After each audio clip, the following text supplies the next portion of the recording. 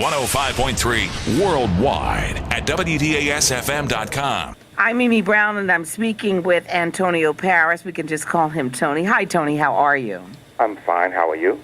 I'm doing great. You are the director of Chocolate Thunder, which is the documentary of the story of Darryl Dawkins. Why you, Tony, and what made you want to start this project?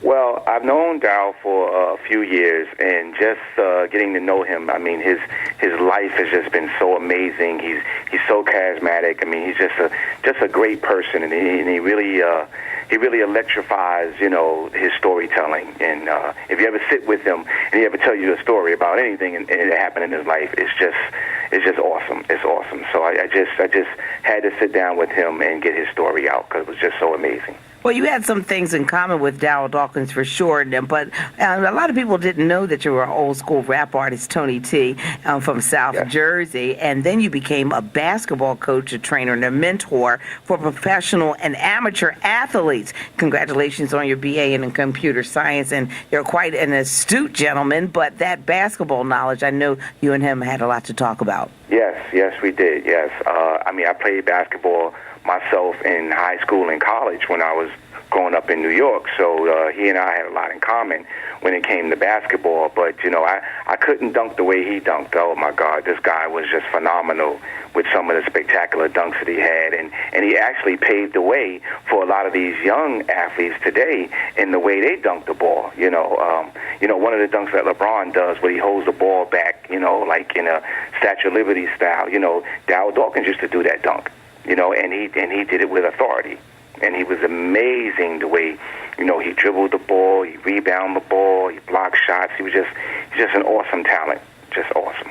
So here you are going from computer science to a basketball trainer to studying film, and so you decided to do this documentary on Darryl Dawkins. Did you know or expect that in any way that he would pass so early? No, we really didn't expect it. It was really traumatizing, and it was so sudden. It was I can't even put it in words. We were almost completing the film when he passed away.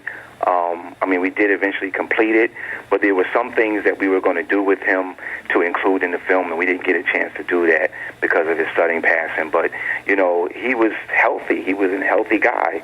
He worked out. He did appearances. He did events.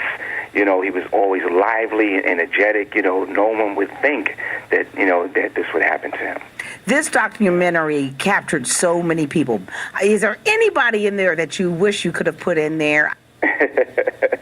Yeah, we had a couple other people that we interviewed that we were going to put in, but we just didn't have the time to fit everyone in. It was just so many other people. We had Steve Mix, Doug Collins, Dr. J, Jelly Bean Bryant was another one.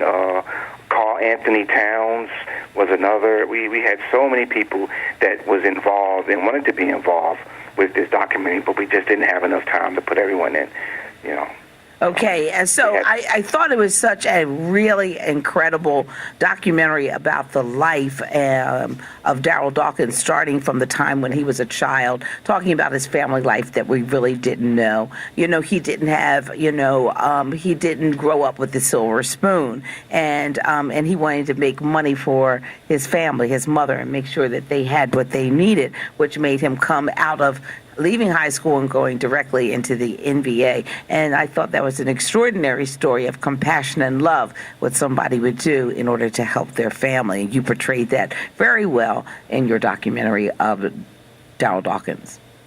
Thank you. I appreciate it. Yeah, he went through some troubling times, as a youngster, and he had a lot of sisters and brothers that he grew up with, and they helped him grow to be the man that he was, including his mom, and he had an extraordinary family, very family, and he was even accomplished as a young man because he won the state championship at Medgar Evers High School, down in Florida, Maynard Evans High School. And so he's a very accomplished individual, very accomplished. Is there anything that you think that Darryl Dawkins would have really have wanted? Would it have been a ring?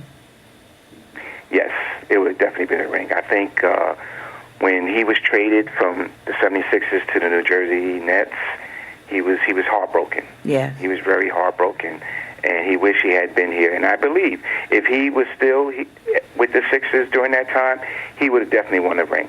I mean, you know, they say that, you know, you learn from losing. You experience a lot from losing, and that's how you learn how to win. And they lost a couple of times in the finals, and I think the third time would have been a charm for him. Well, Darryl Dawkins was a good friend of mine as well, and he was just a gentleman in a class act. He used to have parties at Kim Graves, and he used to come down there, and every Thursday night was like, you know, all the stars came out, so you could see anybody from Teddy Pendergrass. Darryl Dawkins would hang down there, and we would just have a good time. He was a gentleman.